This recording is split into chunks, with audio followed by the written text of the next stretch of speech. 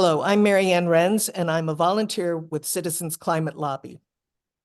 Citizens Climate Lobby, or CCL, is a nonpartisan group that's committed to working for meaningful climate action at the national and state level.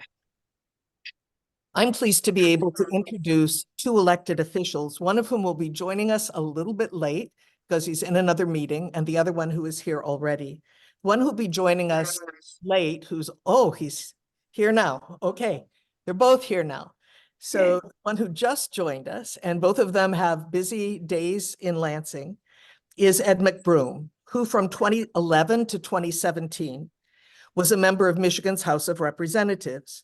Since 2018, he's been a member of the Senate, representing the 38th district, which includes 12 of the 15 counties in the Upper Peninsula. Senator McBroom is a fourth-generation dairy farmer, and he runs his family's 100-year-old farm.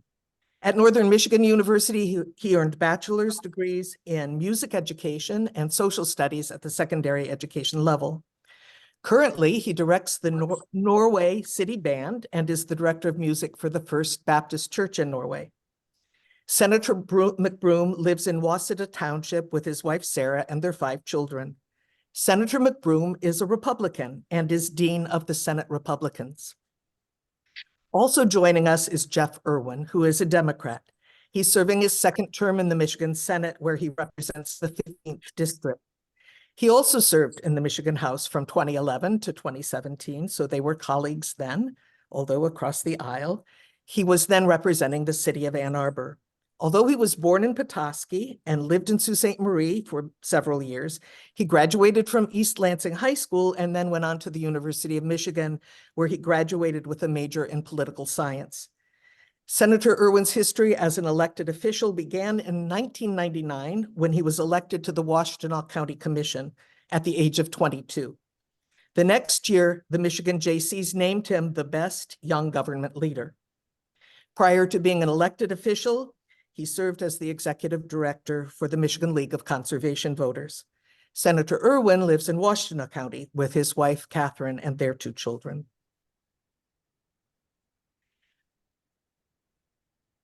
I'm very grateful to have you both here. And I want to start by saying that these days it's easy to get the sense that it's impossible for politicians to work together across the aisle, which sometimes feels more like a Grand Canyon than a simple aisle. How did it happen that the 2 of you have been able to work together? I don't know which of you would like to start with answering that question. Let Jeff go first. Okay. Senator Irwin. Still muted, Jeff.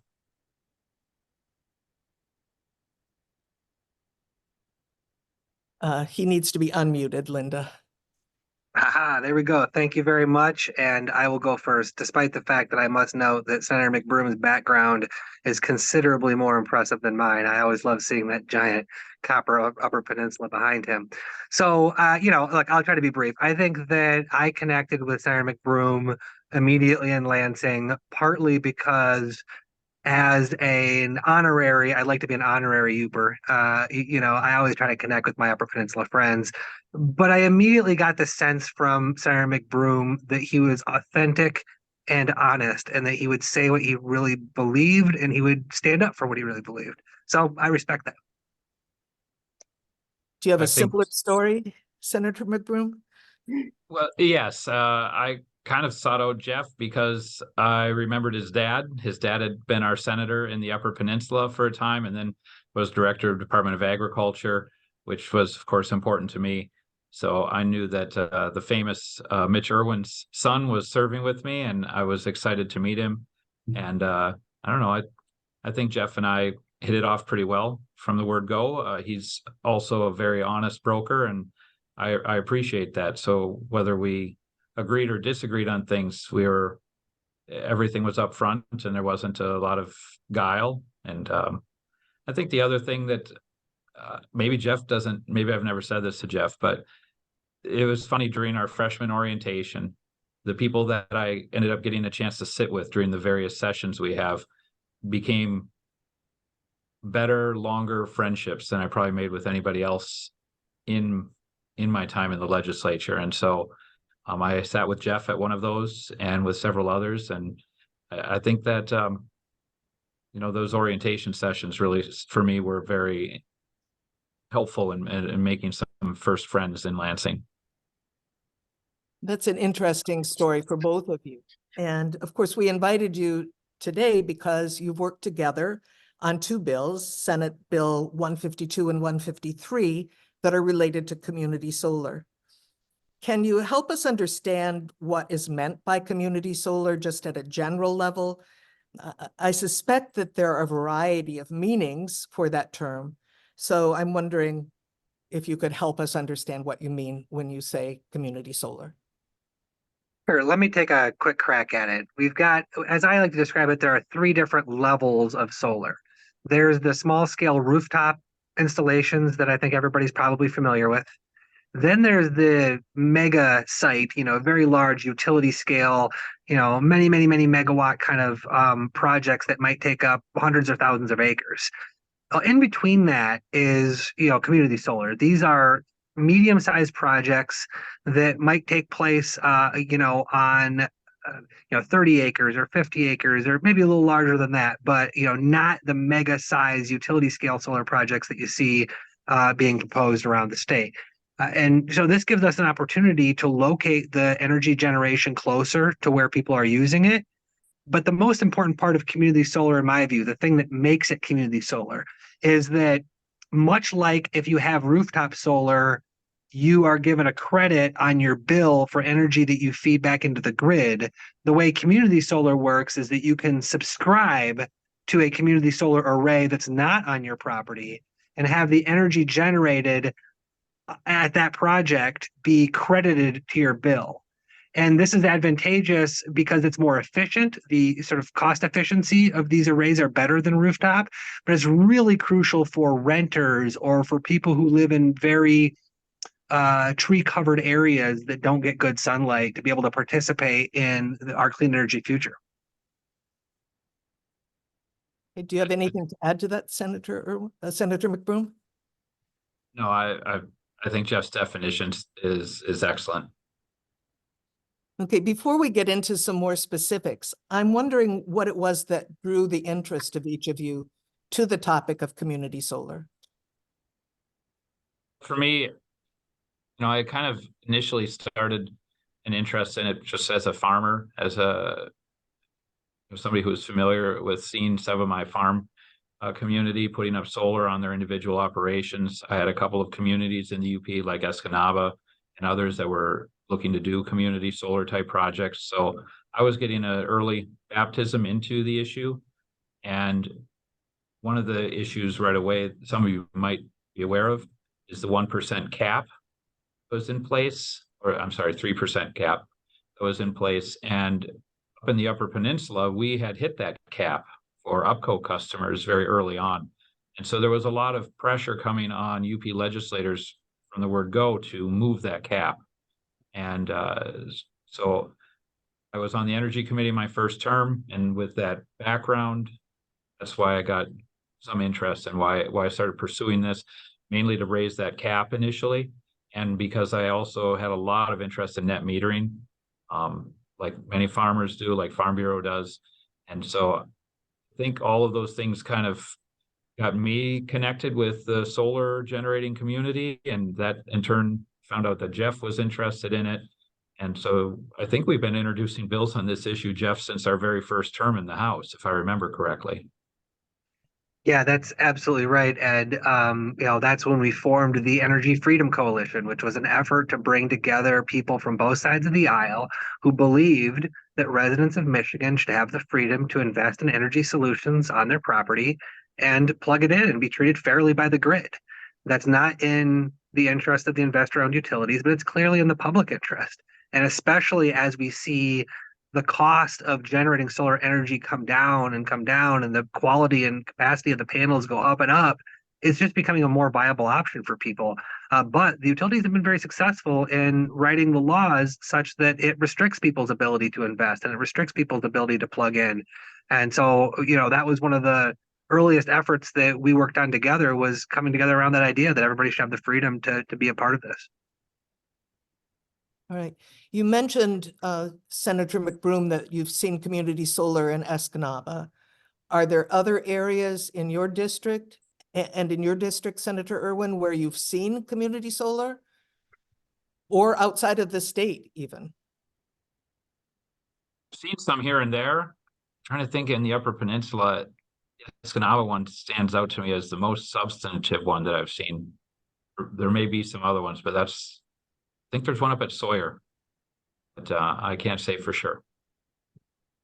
Yeah, interestingly, one of the things I've seen is that because there's such a reluctance on behalf of the investor-owned utilities to allow these types of projects to be built, we see them very seldom around Michigan. So one of the ones I know about is up in Traverse City, and the only reason why that one exists is because Traverse City has the municipal electricity authority. They have Traverse City Light and Power, and so because their electricity system is accountable to the voters, not to the bondholders and the shareholders, they're able to make decisions that are good, like allowing their community to invest in community solar. There is an array that is, I think, going to be built south of Ann Arbor on the old closed landfill, which is just across the border down there into Pittsfield Township. But that is a community solar array that is being developed in concert with DTE and with DTE as the owner. So that will be, as far as I know, the first opportunity that one of the big investor-owned utilities is trying to extend some sort of subscription opportunity to their customers. There's one in Marquette too. I just remembered that, but it's quite small. It's not as big as Escanaba. And in the areas where it exists, to some extent you've addressed this, but I'd like you to dig in a little bit deeper. What are the advantages that the communities get from having community solar? Go ahead. Well, resilience in times where the grid is struggling, offsets on costs. You know, for us in the Upper Peninsula right now, we are so grid dependent, importing electricity. Escanaba shut down its power plant. They had a sizable coal plant. It's been shut down now for a number of years. And so they already had a municipal electrical system. And so this was a nice natural fit for them. They had space out at the airport where they built the solar array. And it helps, create stability for them as well as mitigate costs. Yeah, so just I think Ed hit it really on the head. Minnesota did this a couple years ago, and last year their ratepayers saved $11 million statewide because of community solar. So it can actually help reduce costs because solar generation is cheaper. That's the thing I feel like we need to be stomping our feet about all over the place, which is everybody's still stuck in the 90s when they think that solar power is expensive. It's not, it's cheaper. And so, that's the very obvious advantage. There's obviously advantages to the environment as well. But the one that I think people don't obviously or sort of intuitively pick up on is that when these community solar operations or developments are approved, there are always a lot of improvements to the physical infrastructure of the local grid that need to be made. And so, Senator McBroom mentioned resilience. This is kind of a way that resilience gets improved. We have terrible power reliability in my area in Washington County, and having a community solar operator come in and invest in new transformers and invest in some of that infrastructure to just update it, it takes that off the back of the ratepayers and it improves resilience. I mean, these solar developers come in and pay for stuff that otherwise ratepayers were going to have to pay for to improve that old infrastructure. All right, thank you. Those are pretty specific and meaningful improvements for communities. And that may be why some of the folks in the Kalamazoo area are interested and have some specific questions that are pretty technically oriented. And maybe if you were to describe the specific bills that you've introduced, some of those questions would be answered. So I don't know if you wanted to do that first, or if I should just give you these questions one by one, and throughout the course of unveiling the questions, we see a relationship to the bills you've introduced. It's your choice. What would you like? I'll take a quick cut at it, right? I think we've already described what these bills do when we defined community solar earlier. It creates an opportunity for folks to invest as a subscriber to a solar array and have the energy generated from that solar array credited to their bill. There are a lot of technical aspects of it. There's a certain point at which it will get out of my depth, but I think some of the important elements are that, We require that the utilities accept this energy and that they credit people's bills appropriately. We require the solar developer to transmit the proper information to the utilities. And we set aside 30% of the subscriptions for either low-income households or organizations that serve low-income communities. And in order to apply to be a developer of one of these, you have to either be, a qualified solar developer, or you can be one of these, low-income serving organizations. And so we're going to try to extend those opportunities to communities that don't always see solar development. And then another important element in there that I often get questions about that I think is important to describe up front is that we've baked in a process for the Michigan Public Service Commission to develop some rules around consumer protection so that when these solar developers are out there trying to sell subscriptions to people to invest in these solar arrays, that there are very specific rules that they have to follow, almost like what you'd see in truth in lending, for instance, in terms of how they communicate the financials to people so that people don't get sold a false bill of goods and that there's, some ethics there in that environment. So that would be my brief description of what it does. Any additions to that, Senator McBroom? I want to say, maybe Jeff, you can remind me, in the past, we've talked a little bit about microgridding as well. Is that still included in this, or have we set that aside for now? We've set that aside for now. I mean, I think it's a great idea to push for more of that. It's great for resilience. And I think that when we get a grid that is more powered by distributed sources, that's a conversation we need to have. But I think when we first started working on this back in 2011, there was a bill specifically about microgrids. And I think, frankly, the reason why we dropped it from the package is because whenever we get into a conversation about it, we'd spend all of our time talking about the microgrid legislation because it was so technical and detailed. And we never ended up spending any time talking about net metering and talking about community solar, which seemed to be more possible and maybe more important, at least to me. Yeah, I think that Jeff's summary of the bills is excellent. I would only add to it that I think there's so many opportunities when it comes to our communities. They have space available, whether it's out at an airport or in other places. They have that availability, and they have this ability to offset some of the costs for their residents through this partnership. And I think that it's a really exceptional, low-hanging fruit way to get residential power. We're not talking about powering up the heavy businesses and industries. We're talking about powering our homes and our small, especially for a town like Escanaba, the city hall and other municipal efforts.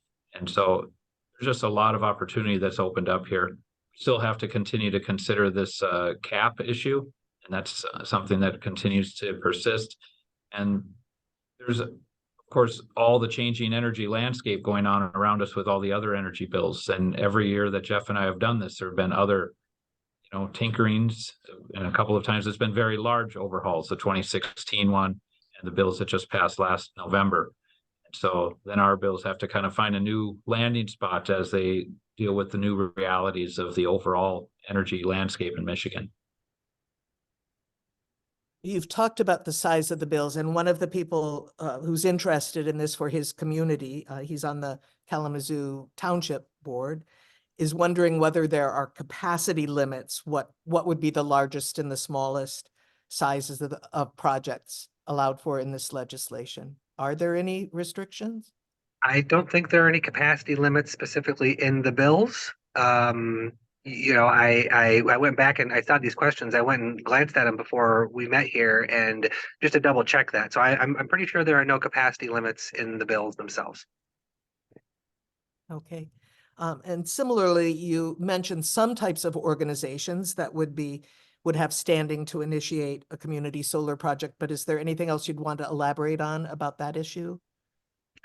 I don't think so. If you look in the bill, it's right up at the top in the definition sections. It sort of talks about who's eligible to apply, and it's just who you would expect. It's primarily folks who are developing solar energy all over the country, and are doing it in a number of states that allow this, but aren't currently allowed to do it here. Okay. I think that one of the critical parts that Jeff mentioned in his summary that comes to play here is the forcing the local utilities to work together, forcing them to recalculate people's bills, to provide the smooth ability for people to benefit from this. And I mean, it just shouldn't be so complicated or such a frustrating fight to get this cooperative effort done. Okay.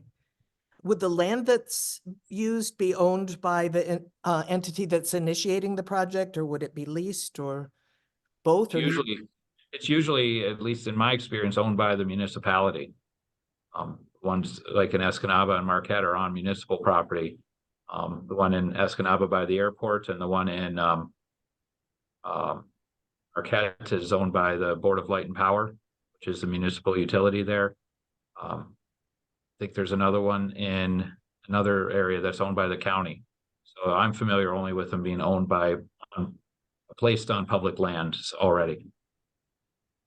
And I think that the other way it happens is that a solar developer, a private company, will come in and they'll usually get a long-term lease on somebody's land, and that's the other way it happens in other places.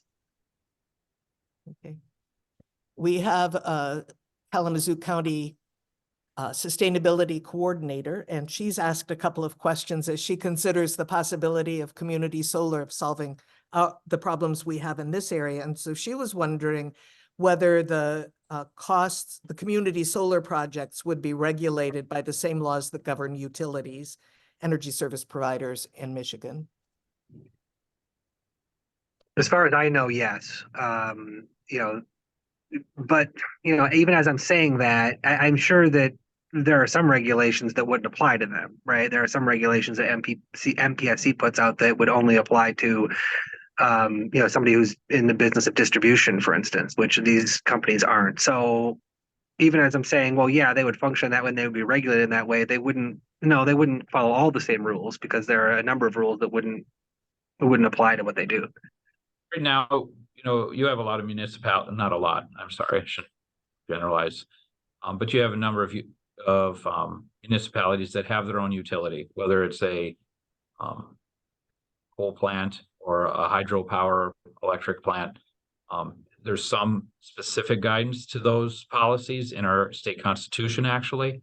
And then there's certain provisions within the law that are directed towards municipal energy that are different than large utilities. So there's always some separation. So the laws would apply where they apply correctly to these. So you can certainly say, yes, the Public Service Commission is involved. The energy policies of the state, they have to follow the laws, but that doesn't mean they have to act like DTE or consumers either. There's very specifically different assets in the law for them. Okay, the other question that she asked was, she mentioned that there are, in some cases in the more rural areas, no ordinances that permit solar, and in some cases, no ordinances at all relating to solar. So do the bills make sure that there's equal access to community solar in both the urban and rural areas? Well, I don't think they really address that issue in particular. As my reading of this is really primarily focused on where a municipality has the ability to set something up. And while I come from a township of, say, there's less than 300 people in a township that's actually 2.5 townships large, or, in the UP, our townships are bigger than state townships. We don't have any sort of municipal electrical agreement with our citizens. There's no water, there's nothing like that. So while Waseda could certainly try to set something up and connect with everybody, there's not really any sort of infrastructure already in place. But if the township wanted to try to create something, there's nothing in here that would stop them from that. But there'd be considerably more process and things to put in place before it would ever work out. I think it's really going to default more to chartered communities where there's more population density and less infrastructure that has to be built in order to get connected. Yeah, I think that's all right. I would just kind of add some belts and suspenders and say there's nothing in this bill about zoning or requiring communities to accept or deny these types of developments. But I think the practical reality is, in alignment with what Senator McBroom's saying, there are a lot of communities who would like to see this happen near them. And I think often, but not always, some of the opposition that you see to solar arrays are lessened when you talk about this size of array. Most of the opposition seems to be focused around larger arrays. People saying that they don't want to have that in their view shed, and so therefore they don't want their neighbor to be able to put it up. I think that's going to be less of a concern with the size of these arrays, but there still may be communities that say we don't want to look at that, and so they'll get involved with their township and try to prevent their neighbors from investing or leasing. Despite that potential for some opposition, you've provided a lot of benefits that community solar would offer to communities. And so it would seem logical, given those advantages, that communities would just use community solar without the need for your legislation.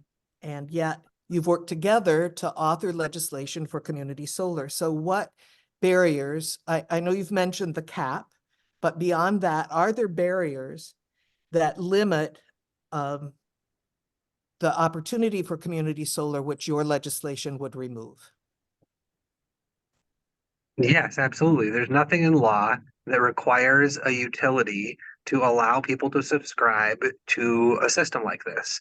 Our bills stipulate that utilities must allow people to connect these types of systems and that they must credit their bills appropriately. So the way it works now is that in places where they have publicly owned utilities, they're often very open to these kinds of arrays.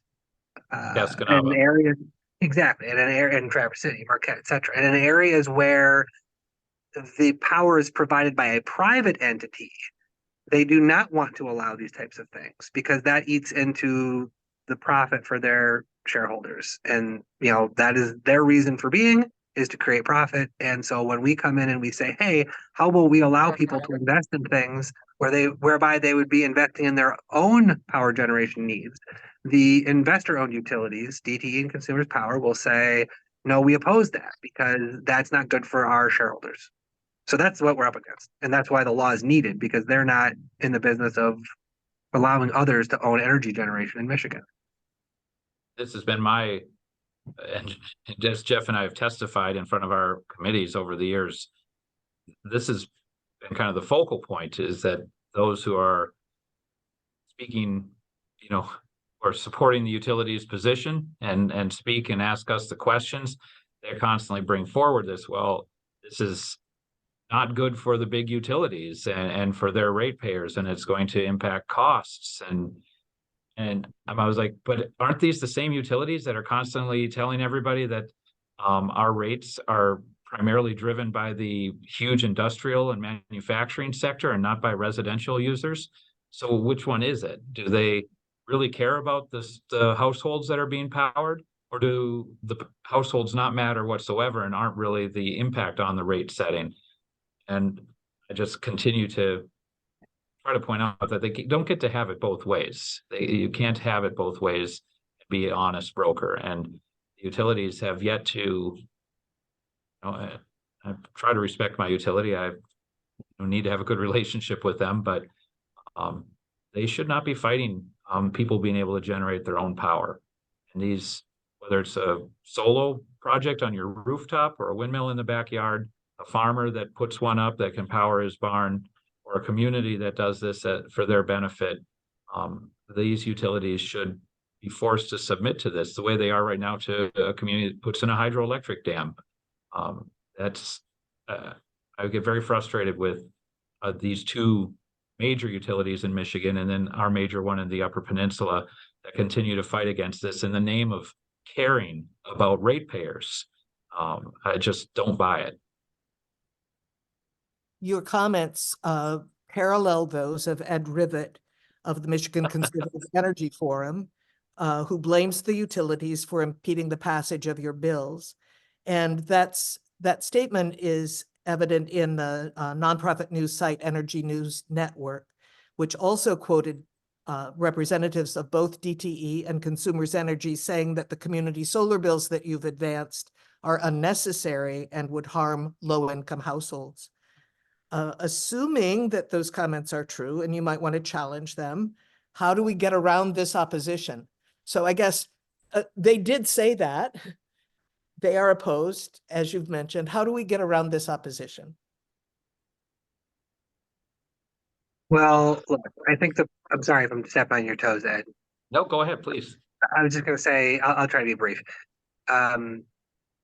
If the issue is that community solar is in the public interest and it's not in the interest of certain powerful and connected corporations, then the public needs to raise its voice and let it be known that they expect the legislature to act in the public interest and not in the interest of these specific corporations. I don't know any other way than organizing and political action and for people to reach out to their representatives and senators and say, what do you think about this? And will you please be on my side? I agree with what Jeff is saying, and I would add to it that I think that we have created a bit of a untenable reality when it comes to electrical generation utilities. Are these monopolies publicly governed or not? Are they private businesses that get to make their own determinations, or are they subject to the Public Service Commission? And we're in some sort of weird hybrid state right now that doesn't make sense at all to me. And I'm working on legislation too that so there's a version of that's been introduced by a House colleague at this point.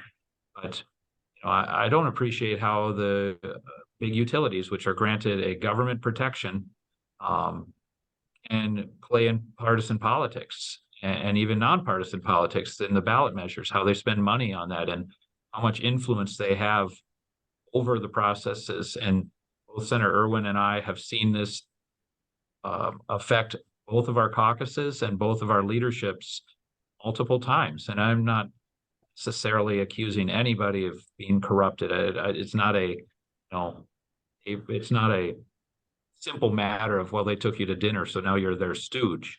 But it's a impact of how their positions are listened to, particularly through the agenda setting, through the goals setting of the caucuses, and how that promise of large support for a caucus as it moves forward and it's seeking majorities impacts the decisions then later on of this leadership to whether or not we're going to tread hard on the toes of the utilities or tread lightly on them. And the whole system would be farther along in the public interest if those monies were not part of our political discourse. Yeah, agreed. I want to just add one thing on the point of like their argument and how do we address it. I guess I want to say a couple of things. One is that DTE and consumers largely are trying to get us citizens of Michigan to pay for all of the dirty energy resources that some of us told them were a bad idea to build, and now they're being asked to retire more quickly than they'd like to. But they want us to pay in full for those systems and make sure that their shareholders get profit for those systems that they maybe shouldn't have built, those fossil fuel systems. And they want us to pay top dollar for this new solar energy, even though it's cheaper than producing new fossil fuel energy. And that's why I'm just so disgusted by their, green currents programs and other things that mark up the price of a resource that's actually cheaper. It grinds me a little bit. But the other thing that grinds me is that it seems like they only want to talk about cross subsidization when it's about solar and when it's about people generating their own electricity. But they never want to talk about cross subsidization when the whole system is rife with that. Why is it that people in Monroe, right next to the power plant, pay the same rate per kilowatt hour as somebody up in the tip of the thumb who is vastly more expensive to serve? And so I would argue with the fact, but I would also argue that the magnitude of what they're talking about with the community solar is minuscule, whereas the magnitude of the cross subsidization in this market generally is massive. And Jeff's point, is just excellent and right on the money. I'll add a small ancillary point to it that is one of the arguments I've often heard when it comes to net metering from the utilities. And that's, you really force them into a corner, they'll admit to you, well, the problem with net metering is that it doesn't necessarily cover our costs of maintaining the grid.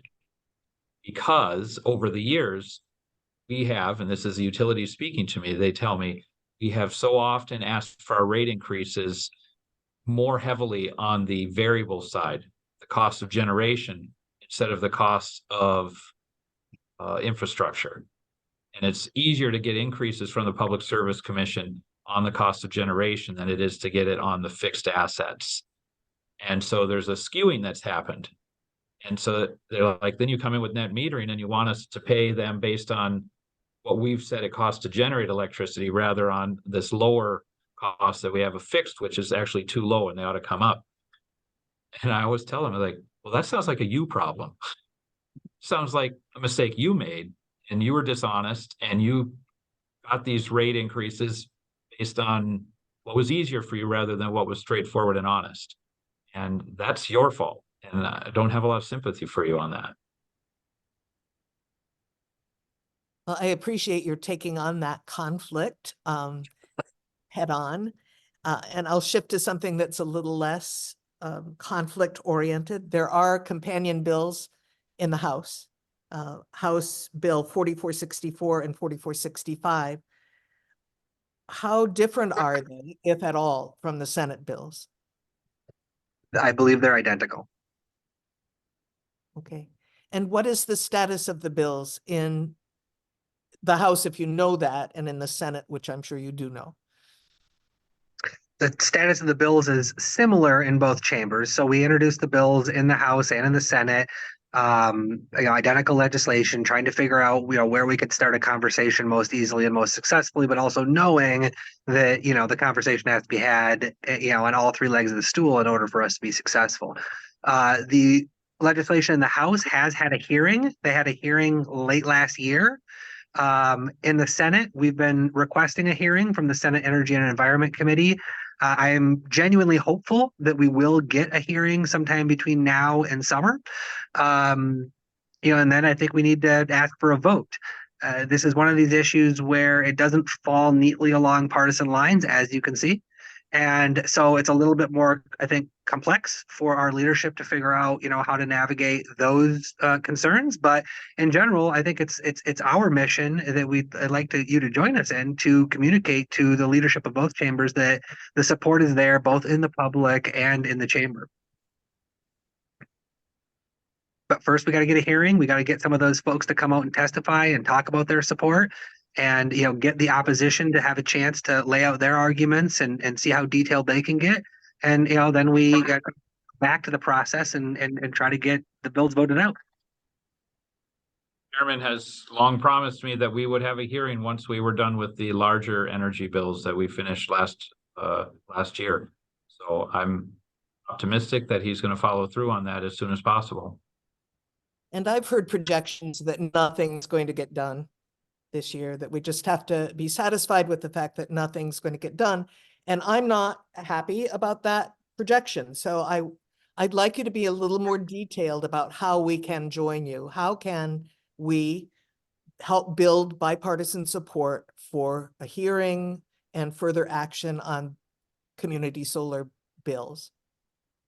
Very light and very persistent and large numbers of communications to the committee chair and to the leadership of both chambers, I think is probably the best avenue forward. Certainly, if you have some organizations that want to come and schedule some meetings with the committee chairperson or even with the speaker or the majority leader, those wouldn't hurt, but they're much more difficult and costly to your groups. But well-written, kind letters, especially just personal ones, not just form letters and postcards, make a difference. And they have a high level of impact, and sending them to all the members on the committee so that the members of the committee start saying to the chair, hey, I got 20 letters on this bill. Are we taking this up? That's going to make an impression on the committee chair. He's going to start saying, yeah, maybe I better take this issue up. So that would be my recommendation. I don't know if Senator Irwin has more perspective. I second all of that. I would just add to it that I would encourage folks to consider, other avenues of communication, whether that's social media. One of the great things about social media is that's a conversation that's semi-public, and so that can have a different flavor. I know I do coffee hours, town hall type things, those kinds of events around, showing up and asking a question or that kind of thing, or getting, anything you can do to build that personal relationship with the members who work for you. It's kind of at the high end of the scale, and at the low end of the scale is just simply asking them the question, where do you stand on this? And please let me know where you stand. I'd like you to support it.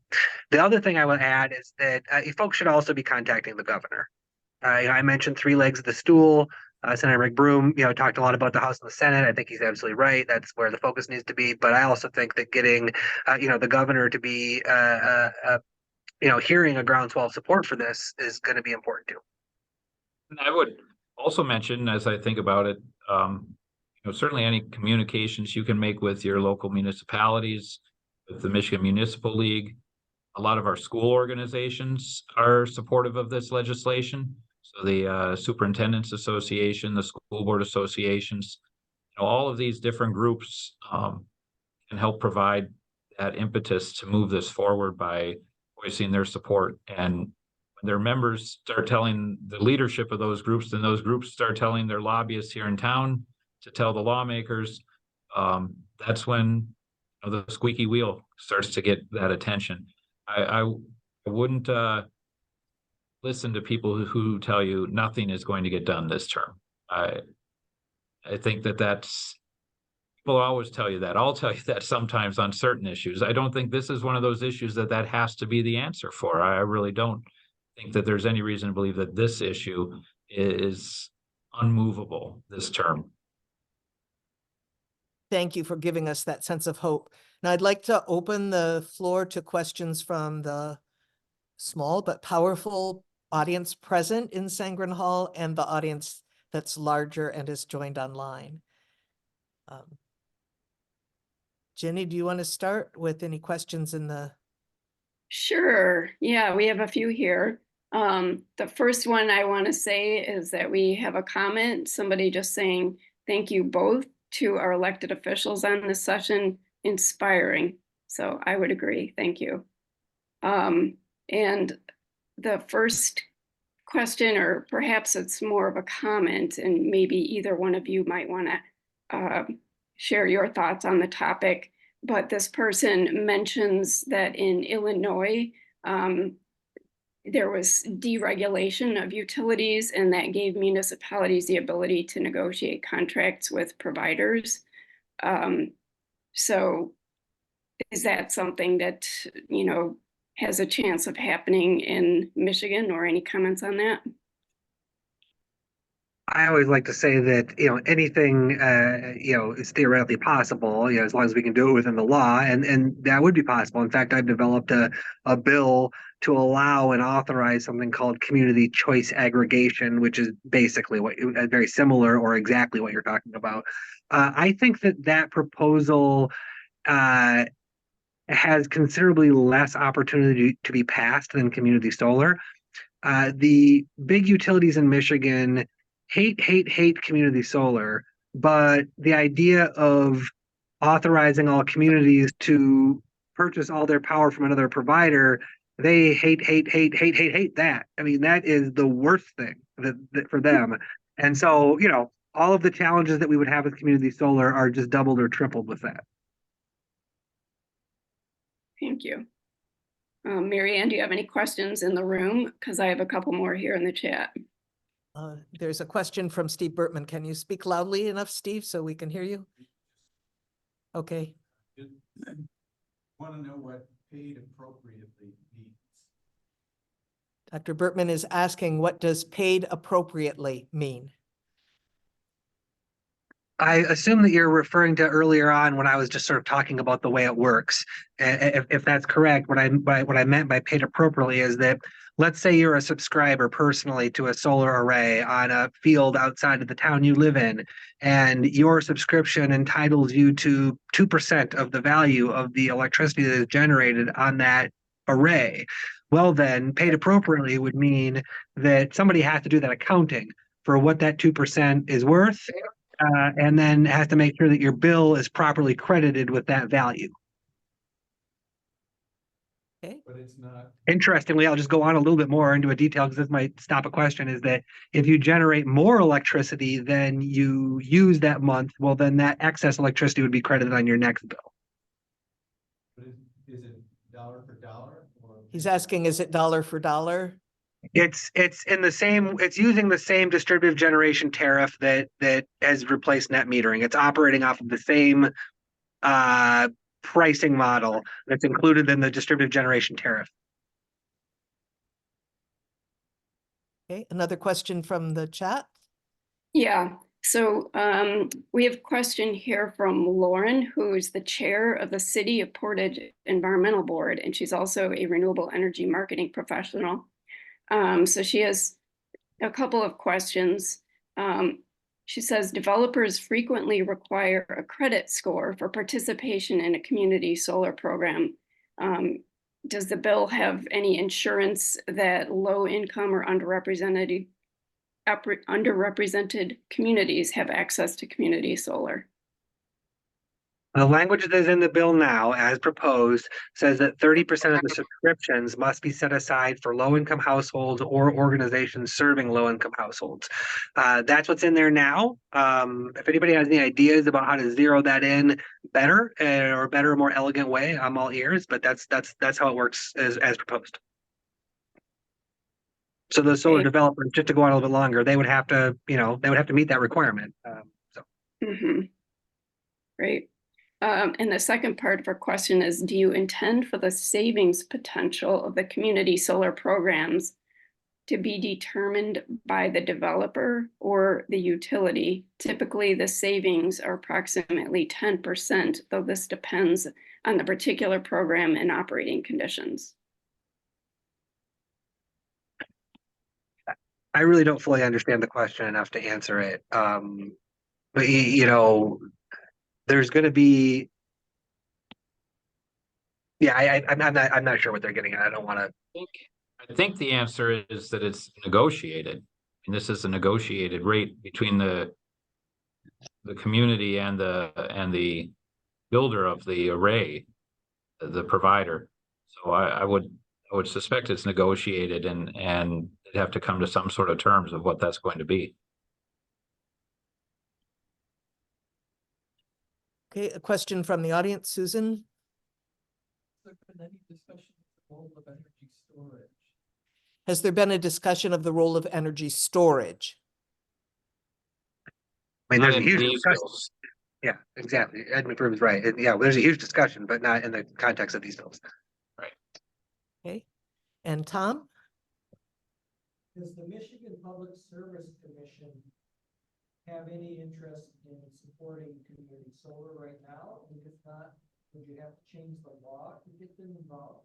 I don't know if you could hear that, but does the Michigan and Public Service Commission have any interest in supporting community solar? And if not, would the law need to be changed in relation to them? I've gotten very positive feedback from the commission on the bills. I haven't heard any serious opposition from them on it. I don't know if Jeff, if you have more insight in that, but No, I would just point out that there are responsibilities that the MPSC would have underneath this bill. The most discernible additional responsibility would be that consumer protection plan. Okay, any more questions in the chat? Yeah, there's one more here. Rick says that in Illinois, energy generation was separated from transmission and distribution so that competition in generating energy could happen. Has there been any attempt to separate this generation component from the monopoly? our generation is currently separated from transmission in Michigan. It's not necessarily separated from distribution. So Yeah, DTE might own the generation, and they might own your distribution, but they don't own the transmission in between. That's where we're Yeah. currently at. Yeah, I think most of those decisions were made in 1998. Some states went to a more aggressive deregulation. Michigan was sort of at the other end of the sliding scale, where we did force the investor-owned utilities to divest their transmission resources to a company called ITC. ATC in the UP. Oh, okay. Sorry, sometimes I forget about UPCO and the whole different. We gotta connect the peninsulas. The other thing is that they separated ITC out, and then they also said that 10% of the customers in Michigan can get their energy purchased from an alternative supplier, whereas other states had much higher percentages. So Michigan kept a 10% choice cap. Is kind of what's on the books now, and you'll see a lot of schools and churches and other customers like that maybe buying some of their energy from alternative source under that policy. I think we have time for one more question before I make a few short closing remarks. Is there another question? Yeah, Tom? there's one. Oh, go Well, ahead. let's do one question from each space as long as they're short. So Ginny, go ahead. Okay. Okay. Catherine says, thank you both for sponsoring this bill. Are there any incentives for developers to put solar arrays into economically disadvantaged communities? I'll jump in and say I don't know exactly, but I have heard that there are significant incentives through the Inflation Reduction Act for these types of investments. Typically, those types of opportunities do have, there are some advantage provided to making the investment in communities that have certain demographic statistics or income statistics, but I don't really know the detail on this. And Tom? Do these bills support businesses in encouraging them to put rooftop solar, for example, on top of a factory in a service area? Do these bills support businesses in putting community solar on top of their business or properties near them? Yeah, I don't know that you could say it would support them, but it certainly allows that to happen. If a Walmart or your downtown has a rooftop availability, if your municipal buildings have rooftop availability, they can be a part of this plan. There's certainly a potential way of working together to make this happen. Yeah, it certainly facilitates it. I think that when you would get into the nuts and bolts of the economics of it, you're going to find that a rooftop is probably not going to be where these things go, just because it's more expensive to put it on a rooftop. And if they were going to put an array on their rooftop, they would probably structure it in a different way and use the energy themselves and sell it themselves. But certainly it's made possible by this. I think that if we were to authorize this, you would see, first and foremost, you'd see like brownfields, vacant industrial property, and farm fields. That's where these things would locate. And airports. Airports, yeah, that's a great. Yeah. Places like that, yeah. All right, thank you. I want to thank you very much, as I'm sure everybody here in person and online would, for the, first of all, very informative discussion of community solar and providing some guidelines for what we should do. I belong also to the Kalamazoo Climate, I've been up late last night, Climate Crisis Coalition, which decided at a retreat that community solar was going to be a focus of our conversation this year. And Citizens Climate Lobby in Michigan decided that we wanted to support community solar. It makes sense for us from an energy standpoint and from the bipartisan standpoint. You have told us a story that suggests the importance of relationship in creating work across the aisle. And it's relationships that Citizens Climate Lobby is committed to building across the aisle. So thank you for advancing that, for providing hope for us, not just for advancing community solar, but also for surviving the divide, the political divide in these times, that we can work together no matter what party we represent. Thank you very much. Thanks, everyone. Thank you so much. And I know that you both have other meetings to go to, so thanks for showing up. For A putting wonderful evening.